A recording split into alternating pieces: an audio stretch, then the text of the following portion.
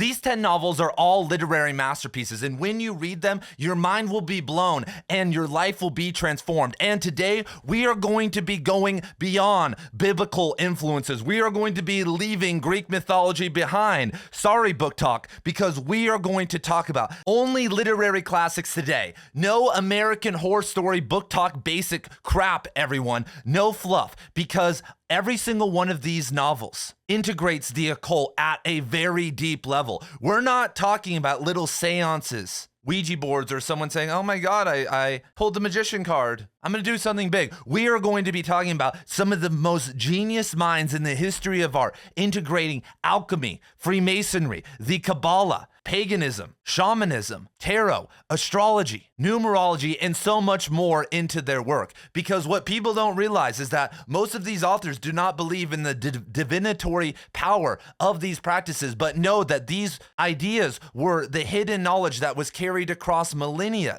and use that knowledge to activate their life, their work, their prose, and are trying to do the same for us. And that's why we have to talk about it. That's why we need to talk about these books if we are going to create a literary renaissance. Guess what, you guys? I already did the video on the top 10 Christian novels. I've already talked about 10 novels for atheists. I'll sit and talk about Dostoevsky and Tolstoy and C.S. Lewis and Tolkien all day, but we need the hidden dialectic. Occult means hidden from the eye, oculus and occultare. And I am here right now for the first time in BookTube history to bring it to light, because that's what I do here on Right Conscious. I talk about the best books and authors of all time in hopes, and I'm not even hoping, I am going 120 toward my goal of creating a literary renaissance, of activating 1 billion new readers and bringing literature, reading, and writers back into modern culture. I am trying to change literary culture away from the boring academics and reactivating everyone that was deactivated by their parents, by technology, and by crappy teachers. Let's go, everyone. And these are the type of novels that are going to do it, especially for a certain type of person. And so if you are that person or you know someone like that, tell them to watch this video. Subscribe, like, and you guys already know that there are going to be more videos, and I already have 700 published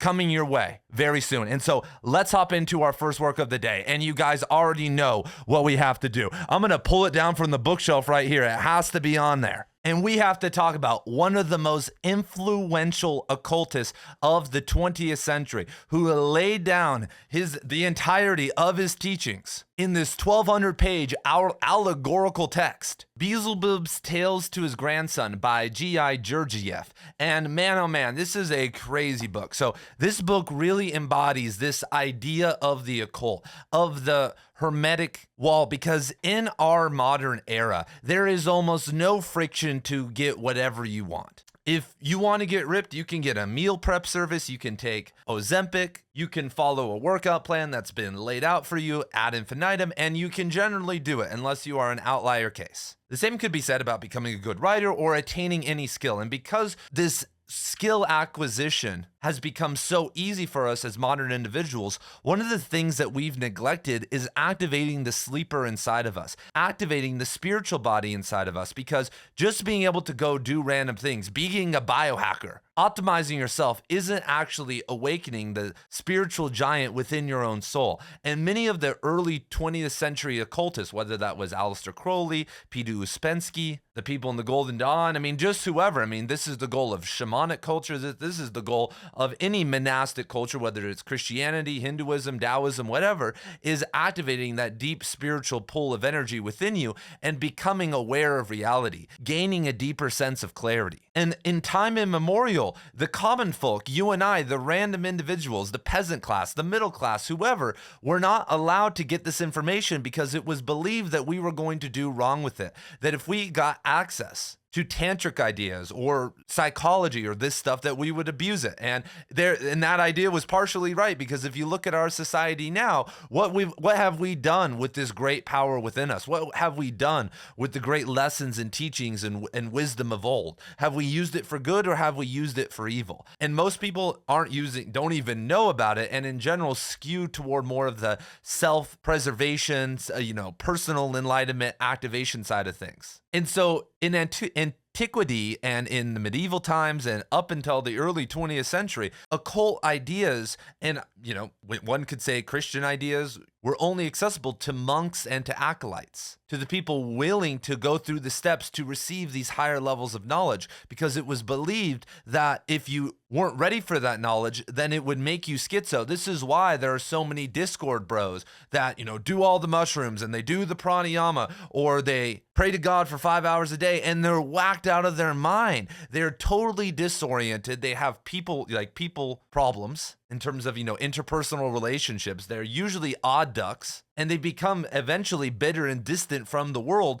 because they were never sent on a continuous education. They were never awakened in a certain way. And so these are many of the modern problems that we are dealing with when it comes to the occult or Christianity. We have no teachers. We are following no systematic method of enlightenment. And these methodologies have been worked out for thousands of years. If you look at the yogic arts of asana, pranayama, and kundalini meditation, that's been being worked on by dudes dedicating their entire life to it for thousands of years. When you look at a lot of the Christian sects and ideas, thousands of years of experience and work and figuring out what works, anecdotal evidence. Not, oh my God, if you eat canola oil, you're going to have a much higher chance of Alzheimer's. Like, put the red light on you and you'll have more, like these little things, which do work and are probably true, but have no systematic knowledge to it and are just disparate. And here we are as modern individuals trying to put it all together. And so Gurdjieff and many of these 20th century occultists and everyone throughout history believed that we need to be activated first, that you just don't get this knowledge and read about it in the book, but rather you have to work for it. Rather, it's a process that takes years. And so in the writing of this book, this is not an easy book to decipher. This is a very allegorical, but one could say postmodernist and encrypted tale of how to reach enlightenment, how to reach mystical states, how to achieve a deeper level of clarity and a more accurate perception of reality, which is possible and has nothing to do with what happens after we die. So in this novel, we basically are being told a story about humanity. And the story starts, and like I said, this is a weird book, but very much tied to the Bible and all other ideologies, that in time immemorial, there was a group of people, and this ties into interference theory. There was a group of people that prevented us, or gods or whoever, from being able to realize our true cosmic reality, our true cosmic function. If you just read Genesis, if you look at, Babel and Noah's descendants, they had one language, one unity. And what did God do? Quote, because there the Lord confused the language of all the earth, and from there the Lord scattered them over the face of the earth, or whatever. End quote. But when you look at Mesopotamian myths, when you look at myths from all across the world, there's this idea that we have been interfered with, that we have been prevented, it's a Gnostic idea, from being able to attain this higher function, that our ignorance is not exactly biological, that maybe there is an actual organ or system or structure or energy, a radio tower, whatever it is that's preventing us from understanding our cosmic function. And it makes sense, especially in the modern world, because we have more access to knowledge and time and leisure to be able to attain true, at least a relationship to the mysteries of life, to the perennial philosophy, to many of these mystical states. And 99.9% of people don't do it. And what's awesome about this is that it's explicitly stated that this novel is a new form, that this is a new form meant to awaken the person reading it. And I remember when I first read this, I didn't get a lot of it. A lot of these ideas were going over my head because this is all a connected field of knowledge. And a lot of it's in here. But in general, these things don't happen immediately. Learning about all of this, learning about the occult and integrating it in with your knowledge of Christianity and the other Abrahamic religions and Eastern philosophy and shamanism and your own kind of worldview, all of that, it's actually a huge task that takes at least 5 to 10 years, if not 10 or 20, depending on how many hours per day you want to put into it. Plus, there's the integration side of it and actually applying it and seeing the world through these lenses. And this is transformative fiction because in the preface, it says that he tells us he doesn't want to entertain us, which is fine, but he wants to destroy mercilessly and without any compromise the beliefs and views by centuries rooted in the reader. It's like, wow, that's great. We need more novels like that. We need more novels that attempt that. And so Some of the other big ideas in this novel is that, and this is somewhat exemplified by stories and experiences, little parables, just like all types of stuff, that we have become disconnected. And he talks about a 3-brain theory, but if you look at the Trinity or just paganism, shamanism in general, the occult, there's this idea of the Trinity, which is thought, emotion, and action. And we are not allowed to be unified in those anymore. Many people aren't activated in any of those, but we have created a world where many people are activated in thought, in the intellect. But when I talk about on this channel of integrating what you are reading, what you are integrating these intellectual ideas into are your emotional center and the action-oriented center of your life. Attuning yourself emotionally to these lessons and then actually applying them out in the world. What we have right now is an army of passive readers, an army of lovers of the classics that have done nothing with that knowledge because we were never told or taught how to integrate novels in school. You never learned because that's illegal to talk about messaging or what this means and why this matters and how this connects to the Bible or this or that. And these are my strong opinions on it. And that's how you learn from someone. When you go to a teacher, you don't want them to be an everyman. You don't want them to I believe in everything. You want them to say, this is what I believe in. And okay, I'm going to study under you. A sports team doesn't run every single offense at once. It has a coach that's built a team around one certain philosophy and ideology. And so the main consensus in this novel, like I said, there's so much in here, but for sake of brevity, it is that we need to add, and I think this is really good for everything else we're going to talk about, we need to add action back into this. When you look at the early 20th century occultists, they were doing very long bouts of meditation and pranayama. They were mountaineers. They were spending crazy amounts of time out in nature. They were doing these very, we could say, psychologically and physically taxing lifestyles, not in an optimization way, not trying to get ripped, not trying to live longer. They weren't worried about longevity. They were worried about activating the spiritual world inside of us, or I should say inside themselves. And from what I know and from what I've experienced, that by doing that, you will gain a control over yourself that will make it very easy to be able to beat all these modern devices that are trying to throw us off. You could rewire your dopamine and have blocks and everything, get the brick and block your phone and block your computer, or you could have such a purpose, have such control over yourself that none of this stuff matters. That it's really easy to beat technology, to beat pornography, to beat getting fast food, to beat not working out, to beat negative mindsets, all these things. But the way to find that is not through optimization discipline. It's not through, and this is why martial arts historically have been so useful at this,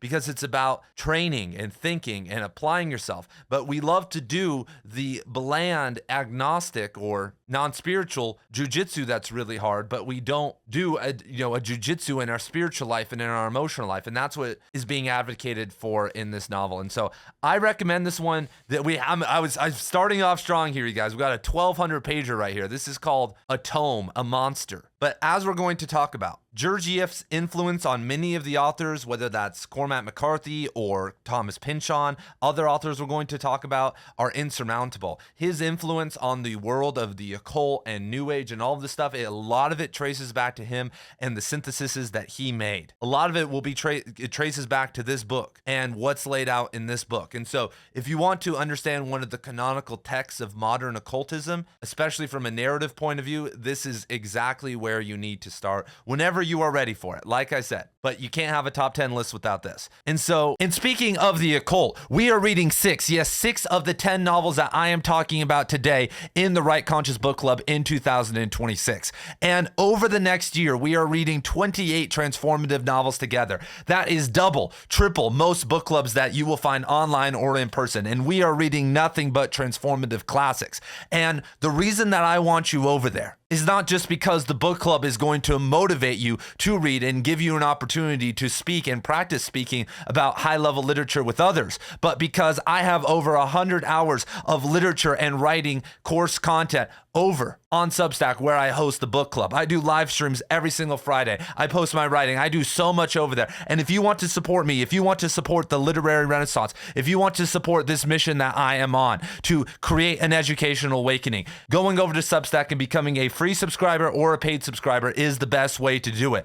And so I am going to put the link down below. I am also going to put my link to t-shirts down below. 3 of the 10 books we are talking about today, I have t-shirts for. Go check it out. Save your money if you can't afford a t-shirt or a Substack subscription right now. And I promise you, when you join, you will have more content on books and philosophy and writing than you know what to do with. And so see you guys over there, and let's get back to the video. Next up, we have Under the Volcano by Malcolm Lowry. And funny enough, when I was at the Cormac McCarthy Archive, one of the inspirations for Blood Meridian, you can see the notes, is Under the Volcano by Lowry. And McCarthy actually steals and imitates lines from Lowry and thousands of other authors. If you are going to be a good author, then you need to be a great reader. You need to be a great imitator and a great stealer all at the same time. And that the same could be said with the occult. You need to learn all the different systems so that you can steal, appropriate what works for you, turn it into a system, especially once you get out of like the beginner acolyte phase. And that's what spirituality is,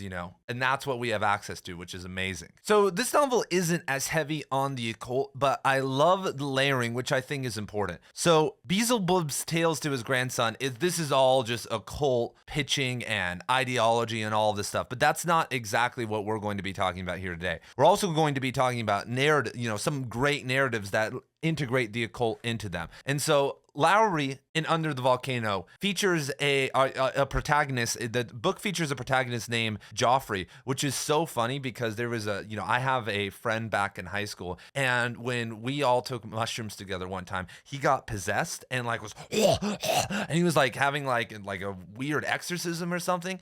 And this is before I read Game of Thrones or knew about it. And the first time I thought that was a bad trip, but then on subsequent trips, it kept happening. And so we started to call him Joffrey, like the dark side of him Joffrey, because I don't know what happened to this guy. He would tell us at home when he was sober, he would see demons and stuff But this novel follows a guy named Joffrey, who is an alcoholic, a British man who's an alcoholic, and he's living in Mexico. And it's the Day of the Dead. And I grew up in Las Vegas. I lived in Tucson for years. And if you guys want to go to the best Day of the Dead celebration in America, you got to go to the one in Tucson. It's absolutely bananas.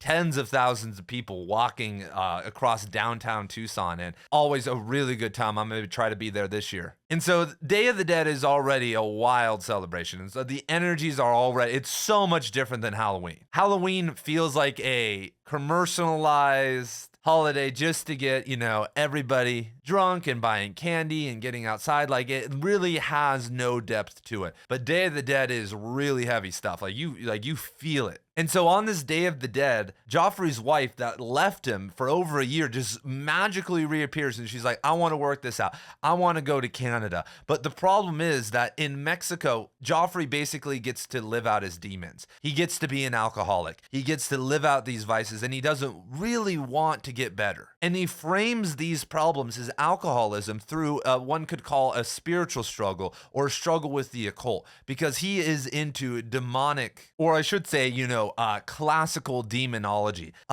And in the novel, we don't necessarily see very much of this, but we hear about it. We hear about some of his prior manifestations. And when he describes himself, he feels like he's a dark magician. He feels like he's this weird occultist. And, going back earlier to some of these guys who have I know a lot of guys in black metal who've adopted this kind of dark occult persona, this chaos magic bro persona. And many of them are struggling. Many of them aren't really individuated and I would say integrated individuals that have merged light and dark, are out in the world with families, or, helping their community, or actually doing things that matter, whatever that is. You don't need to have a family, but, really reaching out. And if not, they're not Radagast or something out there, helping nature or something like that either, helping the spirituality of the world. They're just stuck in this kind of dark cycle. And I met many of these people when I was in Las Vegas, involved with many different aspects of the spiritual community. And there are people like this across all religions, and these types of people pop up. And so this has become much more common, though, in this world of occulted knowledge and secrets and whatnot. But Lowry with Joffrey is almost setting this template that what happens in this new world when some random alcoholic, some random guy that's talented, gets a hold of this information. What happens when he doesn't just do a couple rituals or like to read about it, but actually starts believing it and imparting it on his own self and viewing reality through that. And this is, I would call it cautionary tale, and that's why I somewhat wanted to include it, because it's a Faustian tale. It's a tale about addiction. This novel is, what Joffrey trades. And I'm not gonna, like I said, these are light spoilers here, not spoiling the entire book. These aren't, like, there's actual plot events in this book too that are like major, that, like I said, that are a million times more interesting than some of this. But in this Faustian pact that Joffrey makes, he doesn't ask for power like, Dr. Faust does. He asks for the ability to drink as much, he sells his soul to drink as much as he wants. And, this is a classic thing that many addicts do, and that's what somewhat happens. You give up your spiritual power, this deepness inside of you, to be able to do these drugs and deal with it and go to these crazy heights. And this is why so many ex-addicts are spiritually deactivated. They've basically tapped into this deep well of energy within them and no longer have the ability to have that. Many, I do believe there's somewhat of a limit to that, and that you can eventually, kick off the light, that it just goes out forever and the well stops. And so throughout this text, it integrates the 4 different arts of Western divination. So when I say the word divination, what do you think? You probably think I'm casting a wand or trying to tell the future. And these arts, which you know about, could be used for that, but in actuality, throughout antiquity and in real life, should be used as a practice of becoming symbol literate and understanding the archetypal realities within us and how power regulates in this universe or assembles. And so the 4 arts of Western divination are astrology, tarot, the Kabbalah, and numerology. And if you understand all of them, they actually all blend into each other and they're all one language. There's correspondences across all 4 of these. And like, for instance, each tarot card has a correspondence to a Sephiro in the Kabbalah and a numerological number and an astrological planet or placement. And it's an art, like I said, and when you learn all this, you don't have to believe that if you are a Sagittarius, that you are about traveling the world, or like whatever that, that chick has like told you, that like, oh, you're a Cancer. Oh, I don't like Cancer. Like, it's not about that. It's actually understanding a classic language that isn't available most of the time. I would say isn't available through Christianity because it was repressed. These messages, these archetypal, psychological, philosophical realities were really important to occultists and a lot of these writers because it was a way to transmit knowledge and is still a methodology to activate the soul and understand yourself. So, whole other rabbit hole. But this novel features all 4 arts. And so, like I said, some people think that astrology means that, this placement means that you're like this, or that if you pull this certain tarot card, this is going to happen to you, or, all of that stuff. But many authors use it as a symbolic way to create pattern recognition. This is what Cormac McCarthy does in Blood Meridian and so many others that we're going to talk about today. When you think about classic writing, when you think about a Dostoevsky or a Gene Wolfe or whoever, a lot of the time they use the Bible and biblical stories, that pattern. They use correspondences and stuff related in the Bible, and we find it effective because we know those stories, and it can be used as a sense of foreshadowing, a way to continue interest and subconsciously trigger us, and so that, like I said, our interest is heightened and we are grounded in that reality. Because people I want to say everyone, but many people back in the day were very versed in the Bible and its teachings, and so inverting, patterning, hiding, doing all that was a way to continue it. And so many of these authors realized that the occult, which was a whole other branch of knowledge, could also be used in the same way. And so in this novel, the tarot, the Kabbalah, numerology, and astrology are all talked about extensively and all appear extensively. Joffrey views his reality in a Kabbalistic type of way. He doesn't feel like he's going up the tree to Kater. He feels like he's going down to the bottomless pit. And so many of these framings are actually really cool, and it turns under the volcano. When you look at like a lot of the political stuff in the novel, a lot of the narrative characterization that's happening outside of this, it turns the novel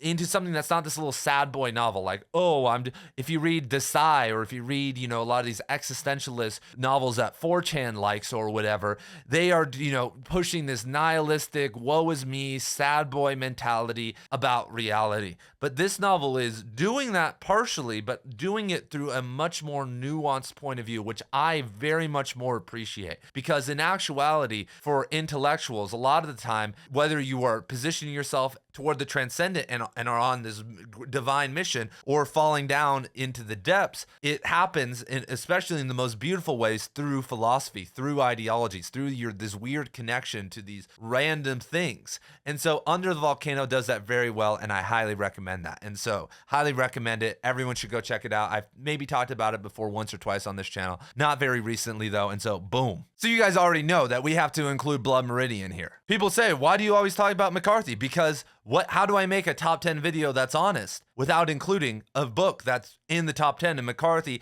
in my opinion, is one of the greatest authors of all time, especially modern authors. And so what are we going to do? In Blood Meridian, Cormac McCarthy unconsciously integrates, hides from the viewer most of the time, the random Wendy Goon video. If you go watch Wendy Goon's video, he's not going to tell you about almost any of this, or the random analysis video. Cormac McCarthy evokes the Bible, Gnosticism, Freemasonry, numerology, astrology, the Kabbalah, Hermeticism, Eastern philosophy, shamanic wisdom, Indian wisdom, Mexica wisdom, Rosicrucian astrological terms, alchemy, all into this novel, everyone. Blood Meridian. It's why I have reread it 10 times. It's why it's the gift that keeps on giving once you start understanding and going into it deeper. Many people read Blood Meridian as this straight tale of, a bunch of scalp hunters that go down into Mexico, when in actuality, it's a spiritual tale. It's a novel that takes place in a spiritual liminal state with supernatural characters like Judge Holden, in a time period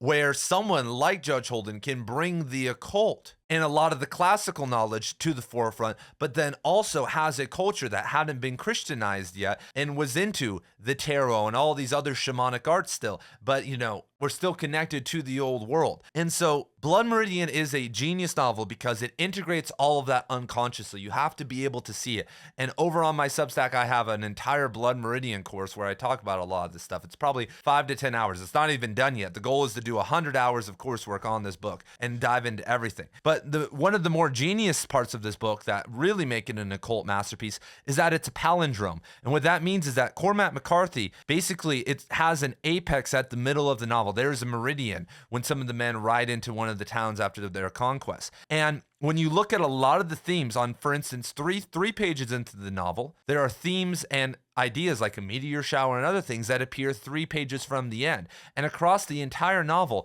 McCarthy is mirroring experiences. Try that on for size, everyone. This is what layering means. This is what great texts do. And so Blood Meridian is also a palindrome that is exploring the same things in a mirror-like way with an apex in the middle, and is much more than just a story. Blood Meridian deals with the dark aspects of the occult and violence, but also deals with a false messianic figure, the kid who is trying to upstart and achieve some form of Gnostic transcendence. But does he do it? You're going to have to see when you read the novel. McCarthy loves this idea and does it in many of his novels, which also include the occult, which include The Passenger, Suttree, Outer Dark, parts of The Orchard Keeper, and some of his shorter works. And this is so important because many of us don't have a monastic path to follow. And in our independence, in our attempt to attain gnosis or to discover the mysteries of life or obtain mystical states, it is a rocky journey. It is one of failure and persistence, and sometimes never really achieving any goal or any unity.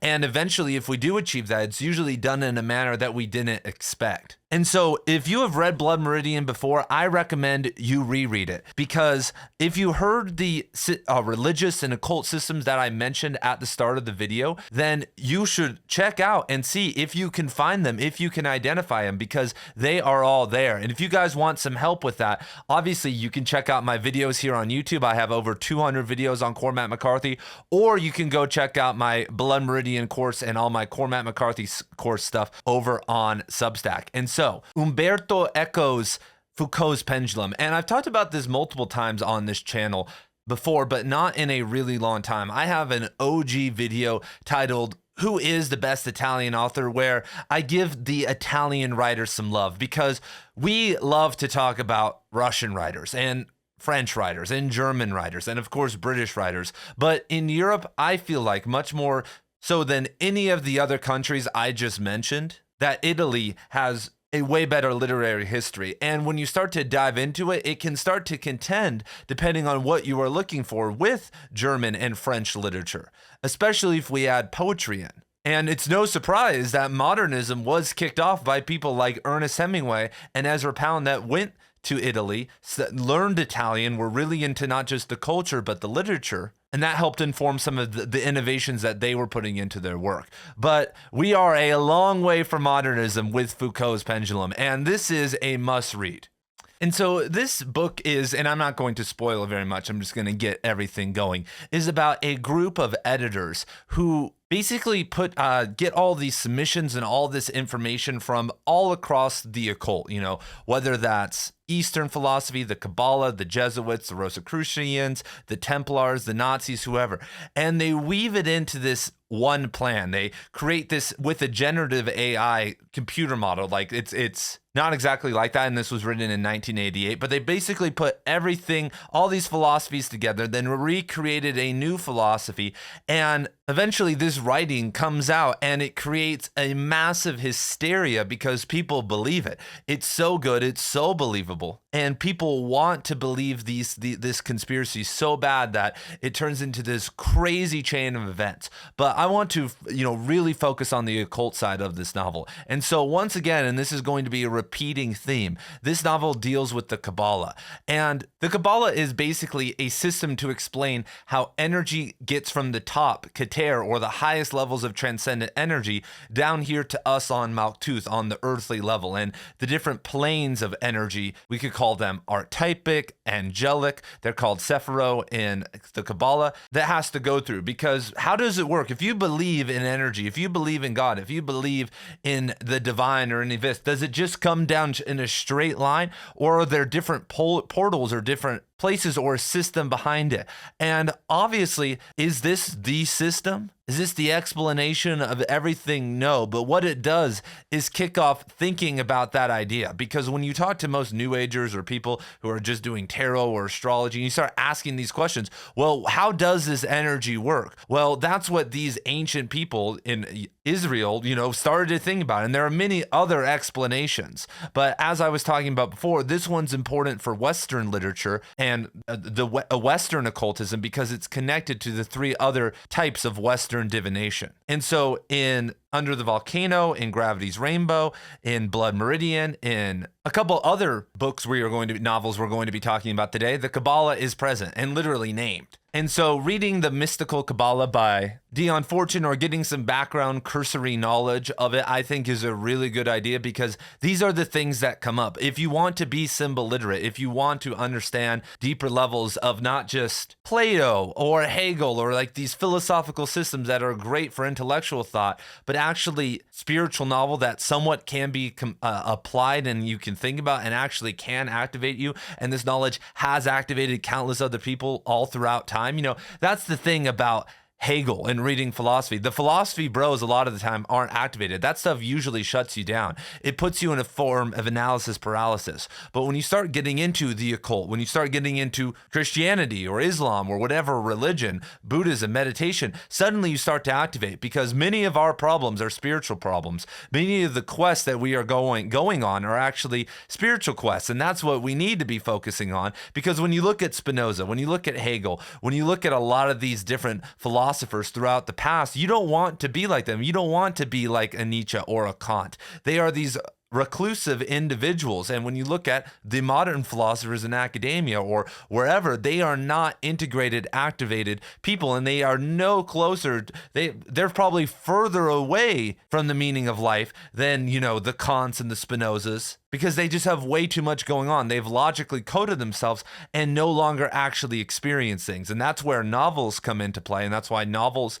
and poetry are so important. And that's why systems of spirituality, no matter what it is, are important. And I would say to understand it all or start gaining a deeper level, you need to really study all the major systems. And so this novel is separated into the Sephiro. They are named.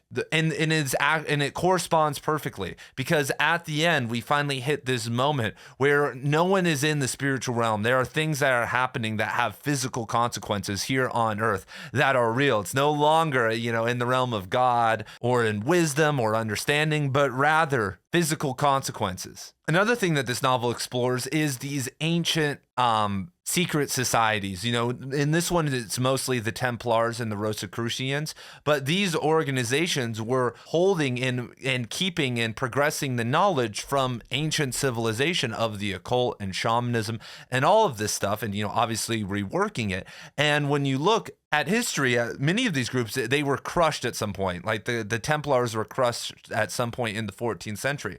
But now, retrospectively, in history, we can see that all that knowledge just went into different unnamed groups, and that knowledge basically continued all the way forward with the founding fathers of America, like Benjamin Franklin, who was an occultist, and people and world leaders all across the West. So this novel is also somewhat of a good introduction to all of that, because how much knowledge that I would say is effective and usable through the study of these ancient or medieval organizations is usually pretty slim. But it's really about the approach. It's about the dedication. It's about what they were willing to try and what they were thinking about. And then using that as a motivational force for you today to continue on the struggle, to continue on this journey of growth and thinking about the perennial philosophy and God and evil and all of this stuff. And one of the things that all groups of the occult have been obsessed with is being able to control energy, right? Like we're just talking about the Kabbalah. This is how it generally, there's a motion to it coming down and systems and placeholders.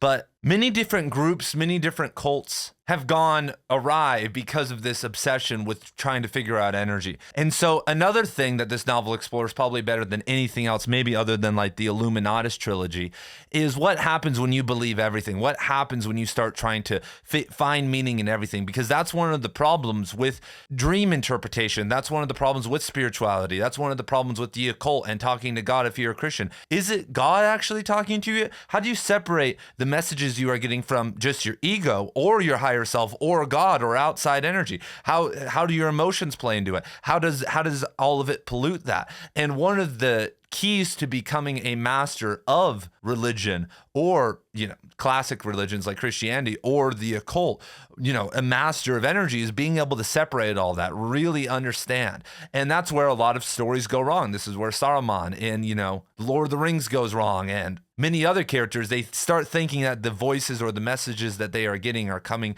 from someplace that they're not, or misperceiving and romanticizing it. And it can get really complicated when you start actually doing this, when you start moving out of the realm of logic, out of the realm of just quantifiable stuff, which is great. And we should all be masters of that. But for those acolytes that are going to do this, as crazy as it sounds, that's what the game eventually becomes. Anyone that's done psychedelics knows this, that you get all this information, and what are you going to do with it? You can't integrate it all, you can't implement it all, but you have to really be able to sift through it and be like, what is important here? What was the main message in all of this? And so Foucault's Pendulum, absolute classic. Everyone should check this out if you haven't already. Like I said, Eco has really great other novels. He is one of the more underrated writers. So next up, we have The Famished Road by Ben Okri.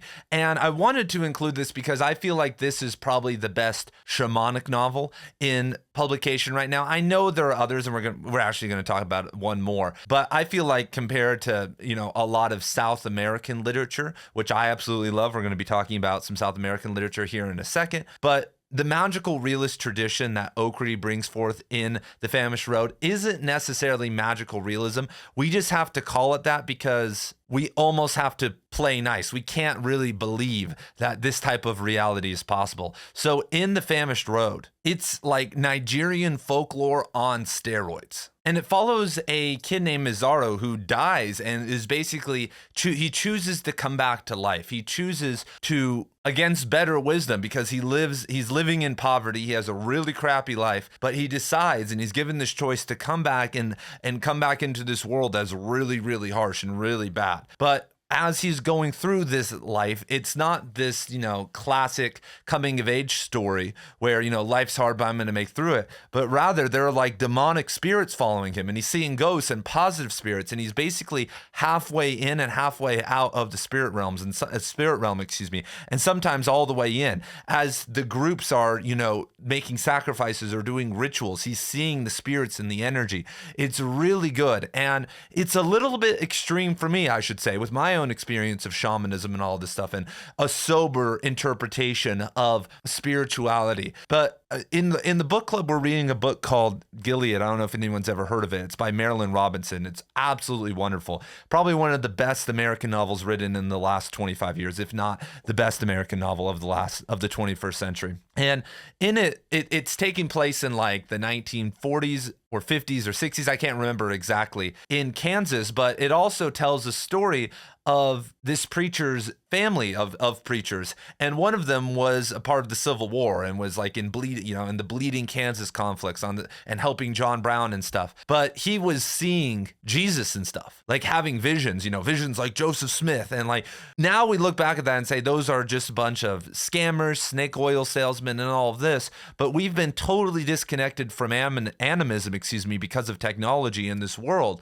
And the explanation given in the book multiple times was that's just how it was back then. Like people used to do that, and now we don't do that. And I could give the technical explanation that we have no connection starting from a young age and have totally been ripped away from that and live in a world that doesn't support those types of visions or any really deep access to the spiritual realm outside of meditative states and psychedelics forcing us in. But if you can be forced in through psychedelics, and you could be forced in through sobriety too, but it requires you to have a genetic component usually and an environmental component and just this this nice set of circumstances and a world where it's allowed to happen. If that happens here, you're considered insane, and something's usually gone wrong because we've created a world to shut any form of actual creativity or vision down. Our world has been built for us. Before we got here, the vision of our reality was presented to us. And so even though I think it's a tad on the extreme side, it's magical realism on steroids. Like if you've ever read Gabriel Garcia Marquez's 100 Years of Solitude, I think that The Famished Road is much better. And one could say it's a derivative of the genre, but I wouldn't call it a derivative because it's an explanation of the old ways of what some people actually do feel. And so this has to be in it. The shamanic element is missed a lot of time. We are into, not just Western occultism, but many groups have this unlived occultism or religion where we need the ceremony, we need the mass, we need the ritual, we need these things. But sometimes just lived experience, it's called spiritual ecology now in the West, if you go check out David Abrams' book, but the more shamanic vision that continues throughout your day in totality, very interesting. So next up we have the classic, and even though this was presented as an anthropological experience, I consider Carlos Castaneda's works in a sense autofiction. So if you don't know, Carlos Castaneda was a PhD student in anthropology at UCLA, and for his PhD dissertation went down to Nogales, Mexico, south of Tucson, and the Sonoran Desert down there, and found a shaman named Don Juan, and then the story somewhat breaks down that when the book blew up and got famous, people tried to go track down this Don Juan shaman guy, and no one could find him. And eventually it's been basically pieced together that he made a lot of this up. But in actuality, he studied psychedelic experiences. He talked to Yaqui shamans, which Don Juan was, which is a tribe down in northern Mexico, and studied Yaqui shamanism and went through all the documents because he was a PhD student and basically created this fictional story about the initiations that he went through.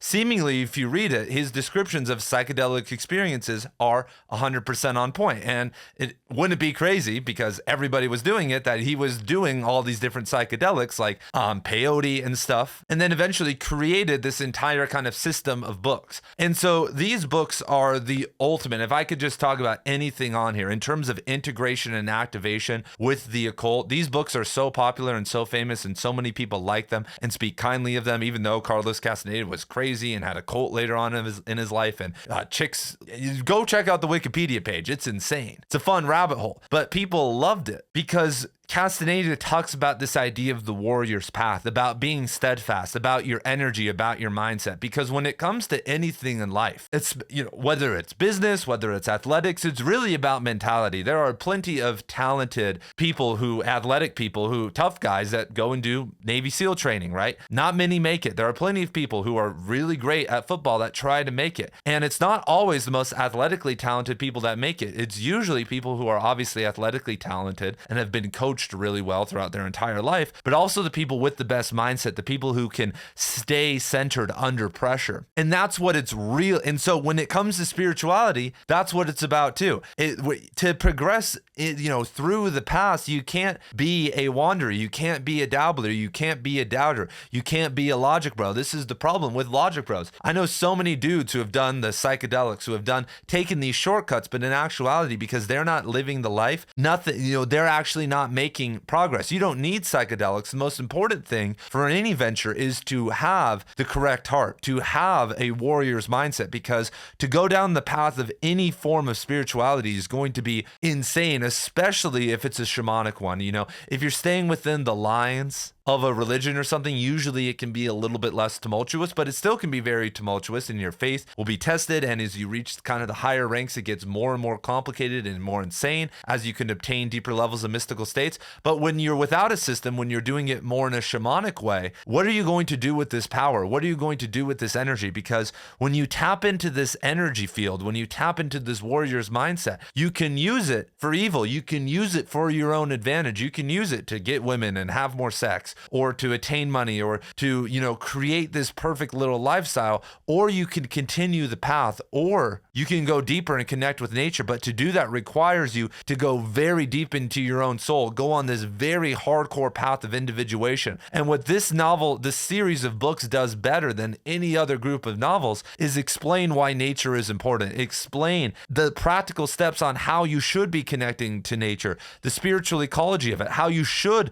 be approaching psychedelics, how you should be approaching rituals and the occult and dark energy and all of this stuff. A lot of these novels use the occult as a mechanism to enhance the story and to do little intellectual literary tricks for all the bros out there. If you follow the advice in this and you apply the mindset, don't apply the worship to obviously Castaneda and all of that, but use it to catapult you, it will do more than all the other novels that I'm going to talk about here combined. I would say it would do more for your spiritual life than every single novel behind me. I mean, it's very hard, unless you go read the entire series, for if you take it seriously and say, okay, this mindset stuff is important, how much it can do for you. And so I have to put this on the list. Plus, it's a really cool story. Plus there's a lot of, stuff that I don't think happened, that is classic tales of shamanism and, energetic fighting and the stuff that you hear about of old. And it's interesting because I know people, one of my former professors, Bonnie Glass Coffin is her name,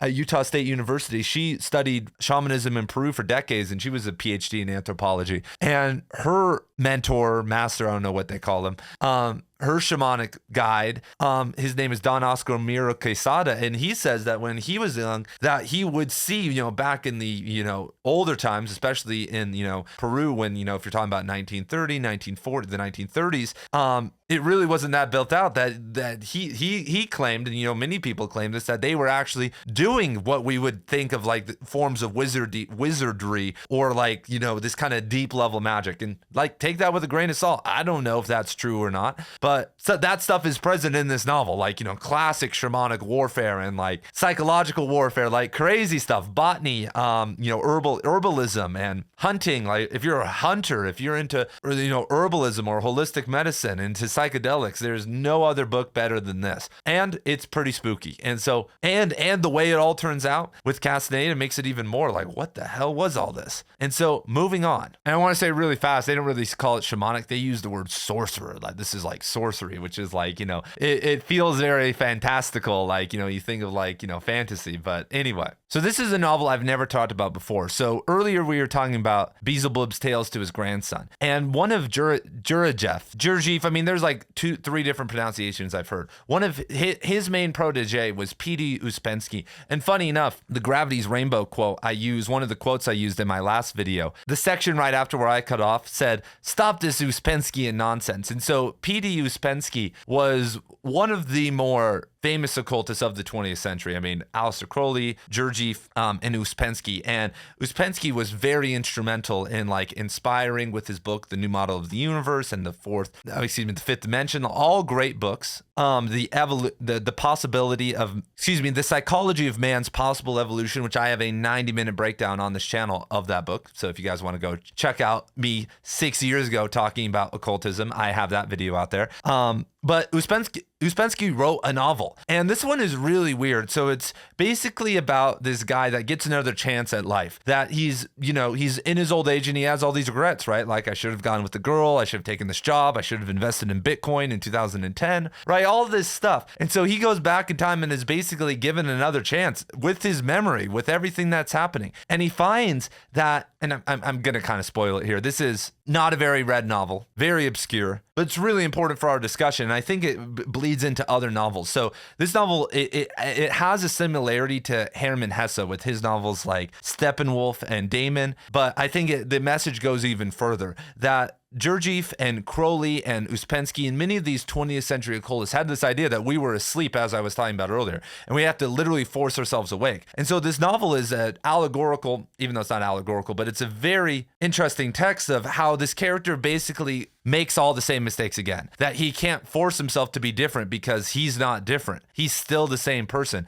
because you can, even with foreknowledge, we all know what we shouldn't do, right? We all know what we should do to be better, but we still make the same mistakes because we haven't actually changed ourselves at our core. And this novel is about, basically describing all the different methodologies that this character tries to change through that we would think work, psychology and all this other stuff, and it doesn't work, and basically eventually shows what actually works. And I'm not going to spoil that, but that's where I feel like 20th century occultism, even if you don't believe in any of it, or you believe that it's the work of the devil and you're going to go to hell if you study it, that's where it really, really shines with Castaneda and all these people. It really shows you how to wake up, how to unactivate yourself, how to be able to break through all of these different barriers, which I feel like is obviously really important. The only reason I'm talking to you guys right now is I studied all this 10 years ago, and I didn't do any seances or rituals or anything wacky. What I did with that information was learn how to break through and learn and grow and not be held back by almost anything,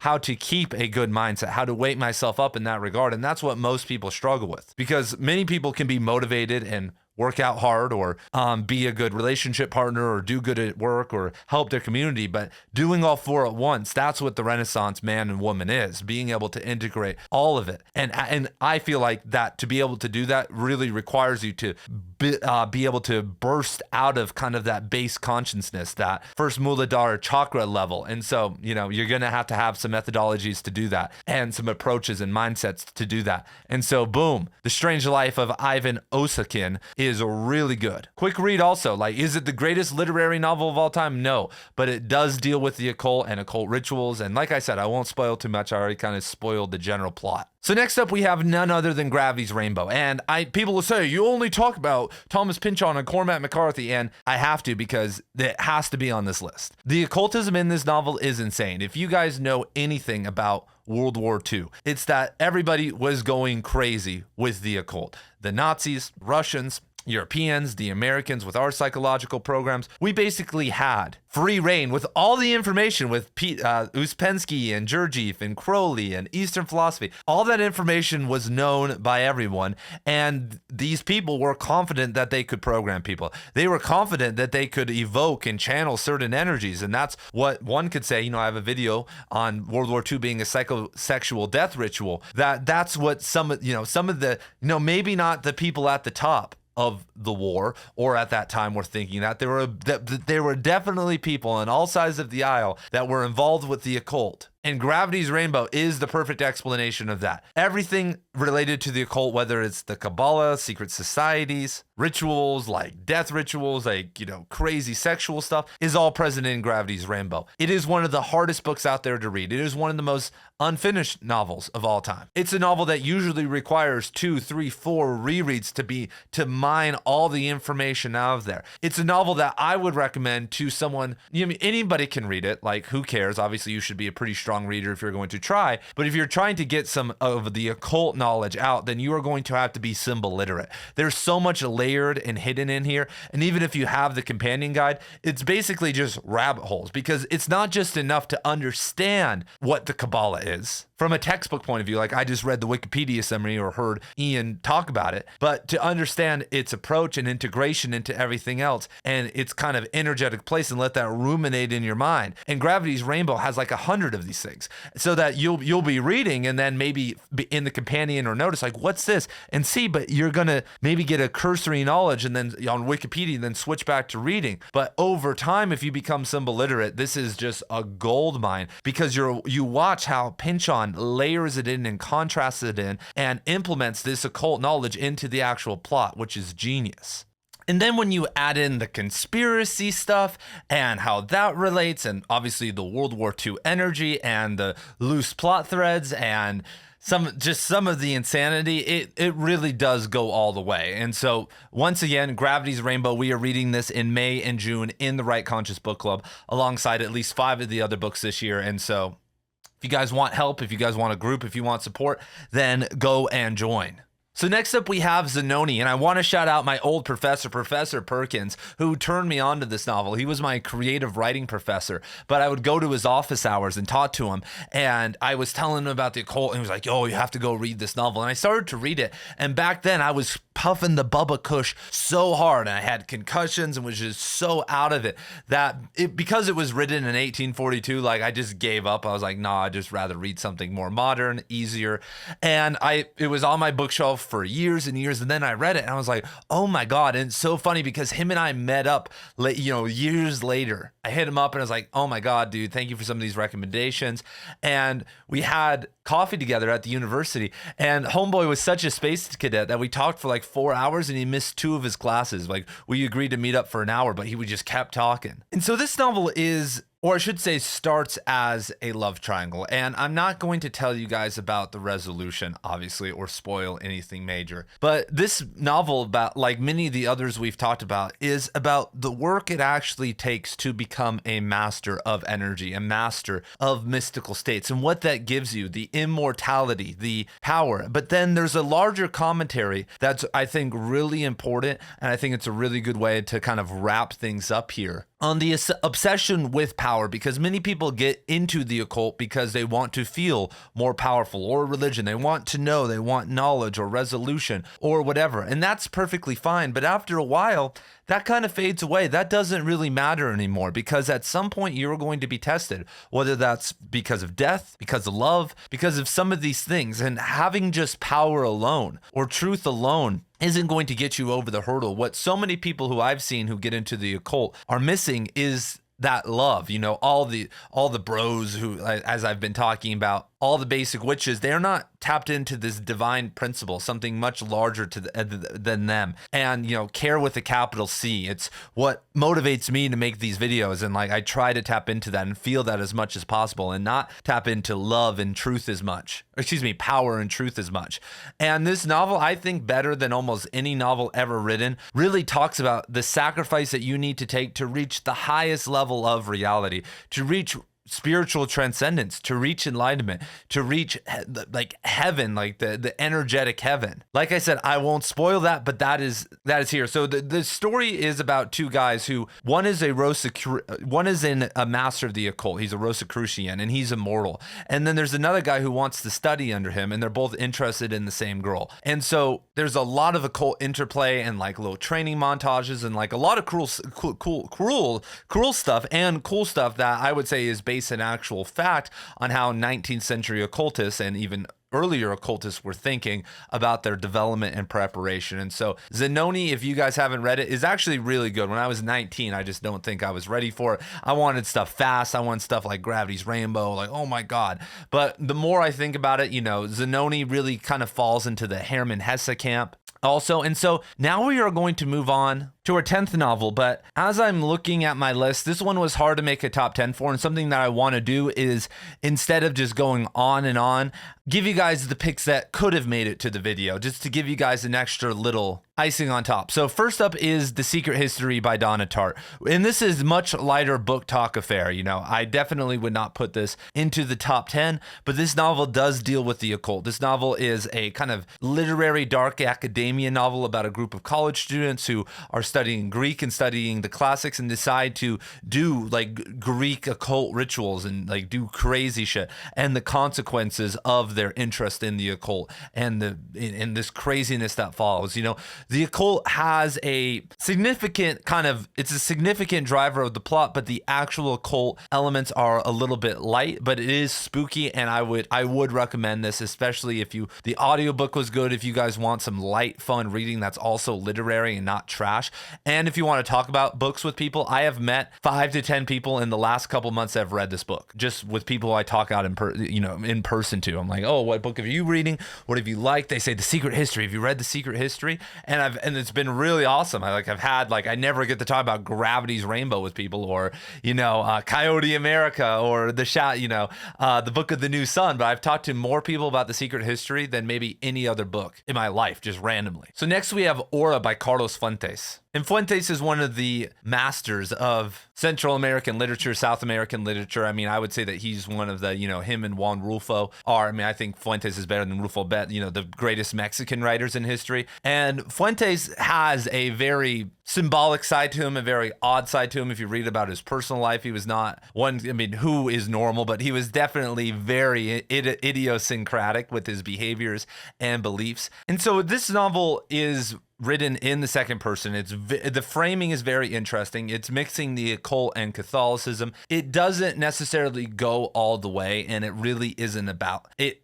I would maybe throw it more in the supernatural, spooky side of things. It's not quite shamanic. It's very folklore-y, voodoo, like that, the kind of a folk magic type of novel in terms of like the systems of the occult or energy that are being used. But Carlos Fuentes is a matter. My favorite by him is The Death of Artemio Cruz, but Aura is also really good. And if you haven't read him yet, then you definitely have to. The Illuminatus trilogy by Robert Anton Wilson and Robert Shea is very satirical about conspiracies in the occult in general. But if you are knowledgeable about the occult, there are references to basically everything. In terms of the books that we talk about, there are more references in this to just the occult and religion in general than probably any other series in history. It's just endless. It's just endless. It's a little bit goofy, but if you haven't read the Illuminatus yet, it's a very fun read. Another book we are reading in the book club this year is The Master and Margarita, and I would say that in terms of Russian novels and occult influences, this is the best one by far. This is for sure in the objective top 100 novels ever written,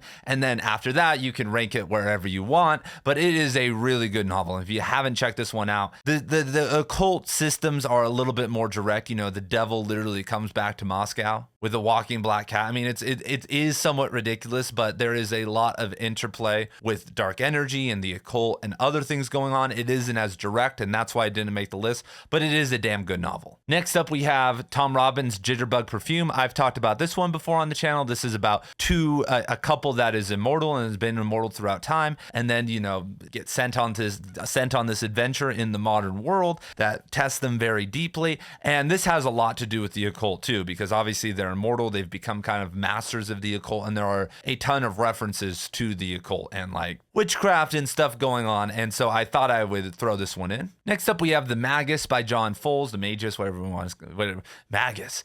I'll hold back from telling the story. This one is a really fun read. If you guys haven't checked this one out, I would say that this is a little bit more psychological than occult, but the occult and dark energy, secret societies, the oppressive energy, that type of stuff is very much present in this novel. Then I would recommend The Sandman. If you haven't read The Sandman by Neil Gaiman, don't watch Netflix. Don't worry about people canceling Neil, like whatever. The Sandman is one of the greatest comic book series of all time, and if you want to get to know about the occult and occult systems, it's really, really good. I definitely think there is no other series. I shouldn't say that, but why I like this series is that there are many other series that ground themselves in the occult or into magic and fantasy, but it's not grounded in the actual occult. But in The Sandman, you get exposed to a lot. Especially at the start of the novel when Dream is, captured. Spoiler alert for the first, 10, something that happens in the first 10 pages of the comic book series. But, he's captured by an occultist, and he confronts a lot of occultists and very famous ones along the way, and, all throughout time. And so I think that this one is very, very underrated. I should say was underrated, but I think in terms of like occult influences, if you know about it all, it's really, really fun to read. And so Boom Bada Connect, everyone. There it is. We are done. I have gone through all the best novels on the occult all across the board. What did I miss? What do I need to cover in another video far along the road on a similar topic? Let me know. And if I haven't read it, I will go and read it. I'm on a tear right now with reading, everybody. I am reading more than I have in 6 or 7 years right now. And so I am super excited to be reading all this new work, telling you guys about it. And I will see you guys very soon in the next video.